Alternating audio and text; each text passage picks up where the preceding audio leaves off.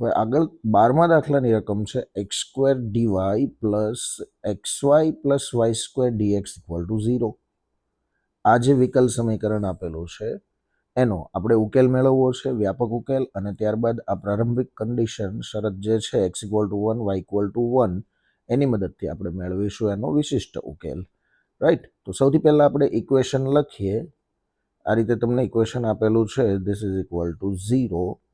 એમાં હું dy by dx મેળવીશ. તો આ જે આખું પદ છે ધારો કે એને હું સામે લઈ જાઉં છું, તો x² dy is equal to minus xy plus y² into dx. dxને આપણે છેદમાં લખશું ડાબી બાજુમાં અહીંયા, અને આ x² જે છે એને અહીંયા છેદમાં લખીએ જમણી બાજુમાં. તો dy by dx is equal to minus as it is xy plus y² divide by x². અચ્છા, છેદ વિભાજન કરીએ તો dy by dx is equal to minus xy upon x². એક વખત x કેન્સલ થાય અને વધશે y by x plus y² by x². એને ધારો કે હું y by x whole square લખું છું. ચલો હવે y અપોન x બરાબર v ધારીએ, આપણે આદેશ લઈએ.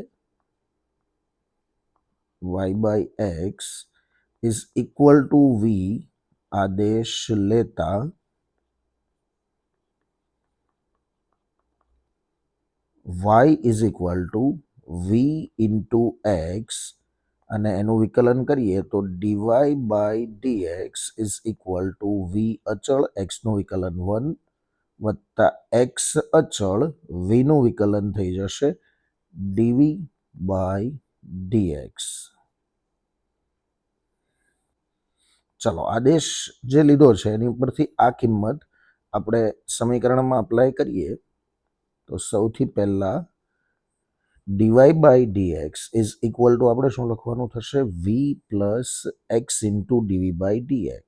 માટે v plus x into dv by dx is equal to, બરાબરની સામે અહીંયા minus as it is, y by x બરાબર v અને y બાય xનો સ્ક્વેર બરાબર v², એટલે કે માઇનસ v પ્લસ v².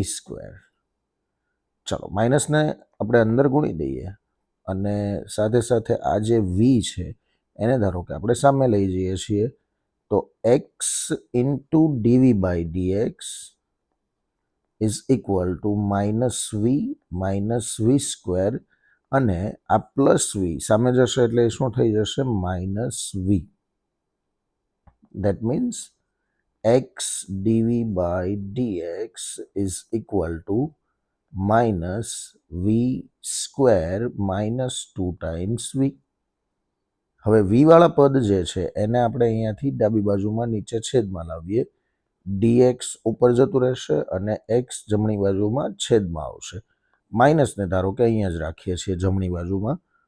તો 1 upon v² plus 2v dv is equal to minus 1 upon x dx. હવે તમે બંને બાજુ ઇન્ટિગ્રેશન કરી શકો છો. 1 upon v² plus 2v dv is equal to minus integration 1 upon x dx. ચલો આ ટાઈપનું સંકલન હોય તો તમે કઈ રીતે કરી શકો છો, છેદમાં એક દ્વિઘાત બહુપદી છે એટલે અહીંયા મારે અંતિમ પદની મદદથી પૂર્ણ વર્ગ બનાવવું પડશે. તો v² એનું પ્રથમ પદ છે, 2v મધ્યમ પદ છે, અંતિમ પદ બનશે એનું +1. અંતિમ પદ મેળવવા માટેનું ફોર્મ્યુલા કયું હતું, મધ્યમ પદનો વર્ગ છેદમાં 4 ગુણ્યા પ્રથમ પદ. આ ફોર્મ્યુલામાં તમે પ્રથમ પદ બરાબર v² અને મધ્યમ પદ બરાબર 2v મૂકશો એટલે અંતિમ પદ 1 મળશે. માટે ઇન્ટિગ્રેશન 1 અપોન વી સ્ક્વેર પ્લસ 2v પ્લસ અંતિમ પદ 1 જે હતું નહીં એને બેલેન્સ કરવા માટે -1 ડીવી is equal to minus integration 1/x dx માટે ઇન્ટિગ્રેશન 1 અને પૂર્ણ વર્ગ સ્વરૂપે લખીએ એટલે પહેલા પદનું વર્ગમૂળ વી મધ્યમની નિશાની પ્લસ અંતિમનું વર્ગમૂળ 1 આખાનો સ્ક્વેર માઇનસ છેલ્લે આ જે 1 વધે છે એના બદલે આપણે લખી શકીએ 1 નો square dv is equal to minus 1/x dx. ચાલો અહીંયા ડાબી બાજુમાં તમને 1 વીને હું એક્સ થોડીક વાર માટે સમજું તો x² માઇનસ a² ફોર્મ્યુલા મળે છે 1/x² માઇનસ a² એટલે 12મું ફોર્મ્યુલા થયું આપણું.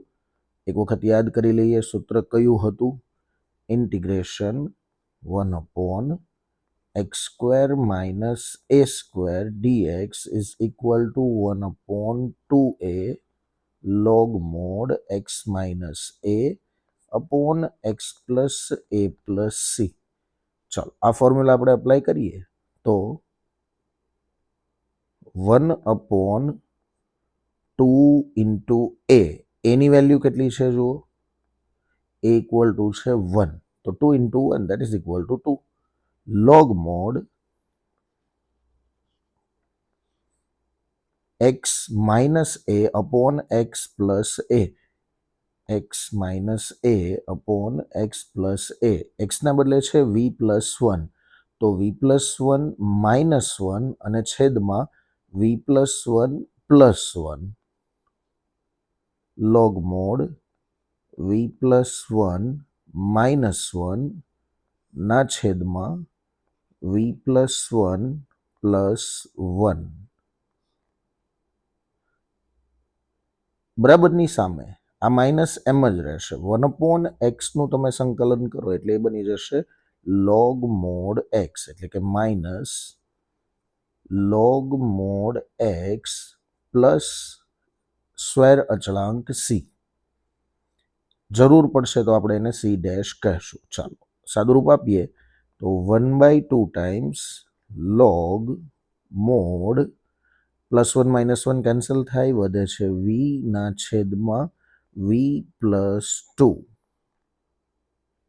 Is equal to minus log mod x plus c.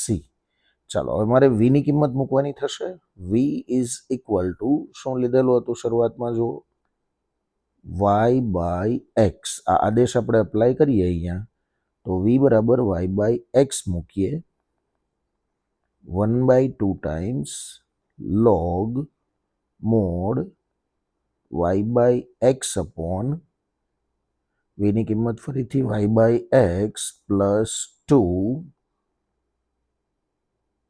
Minus log mod x સામે લાવીએ એટલે plus log mod x is equal to c. ચાલો આનું સાદુરૂપ આપવું છે તો સૌથી પહેલાં એક સાથે બે પ્રોસેસ કરશું. અહીંયાથી આ 1/2 દૂર કરવા માટે આખા સમીકરણને 2 વડે ગુણીએ એટલે અહીંયા 2c થઈ જશે. હવે 2c છે તો એને આપણે c ના બદલે c ડેશ નામ આપીએ અને 2 વડે પહેલાં તો ગુણાકાર કરી દઉં છું એટલે અહીંયાથી જે 1/2 છે એ કેન્સલ થઈ જશે log mod something plus 2 times log mod x is equal to 2 times c dash. સાદુરૂપ આપીએ અહીંયા અંદર તો y/x અપોન y/x પ્લસ 2 છે y/x અંશનો એઝ ઇટ ઇઝ છેદમાં આપણે લસા લઈએ એટલે લસા બનશે x અને ક્રોસ ગુણાકાર કરીએ એટલે y પ્લસ 2x આ x કેન્સલ કરીએ y/2x plus y log mod y/2x plus y. ચાલો ત્યારબાદ આ બેને હું ફરીથી ઘાત સ્વરૂપે લઈ જાઉં તો એ એક્સનો સ્ક્વેર બનશે એટલે કે log mod y/2x plus y as it is plus log એક્સનો square is equal to c, જ્યાં c is equal to 2 times c dash. ચલો હવે બંને લોગ વચ્ચે સરવાળો છે, રાઈટ? તો આપણે અંદરના જે પદ છે એને ગુણાકારથી જોઈન્ટ કરશું, તો લોગ મોડ ગુણાકાર નોર્મલી કરી દઈએ x square y upon 2x plus y is equal to C. આપણો વ્યાપક ઉકેલ છે, જેને આપણે શું કહીએ છીએ? વ્યાપક ઉકેલ. હવે પ્રારંભિક શરત જે હતી x ઇક્વલ ટુ 1 ત્યારે y ઇક્વલ ટુ 1, એનો ઉપયોગ કરીએ તો x equal to 1 y equal to 1 લેતા ડાબી બાજુમાં કિંમત શું આવે છે જુઓ પહેલા, લોગ મોડ x અને y બંનેની કિંમત 1 હોય તો 1 નો square into 1 that is equal to 1 divide by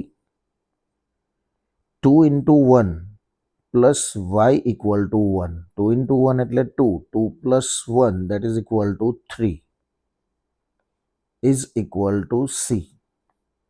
માટે 1/3 પોઝિટિવ જ છે, એને માનાંક ન હોય તો પણ ચાલે. C is equal to log 1/3. અને આ કિંમત આપણને જે વ્યાપક ઉકેલ મળેલો છે એની અંદર મૂકીએ એટલે આપણને વિશિષ્ટ ઉકેલ મળી જશે. તો નેક્સ્ટ તમે લખી શકો છો, માટે log mod x square y divide by 2x plus y is equal to log 1/3. ચલો આ છે આપણો વિશિષ્ટ ઉકેલ. હવે એની અંદરથી સાદુરૂપ આપી શકાય, તમે બંને બાજુથી લોગ કેન્સલ કરો તો એક્સ સ્ક્વેર વાય, મોડને પણ આપણે કેન્સલ કરીએ છીએ, ઇગ્નોર કરીએ છીએ. X square y upon 2x plus y is equal to 1/3. Cross ગુણાકાર કરીએ તો 3 times x square y is equal to 2x plus y, જેને આપણે કહેશું વિશિષ્ટ ઉકેલ.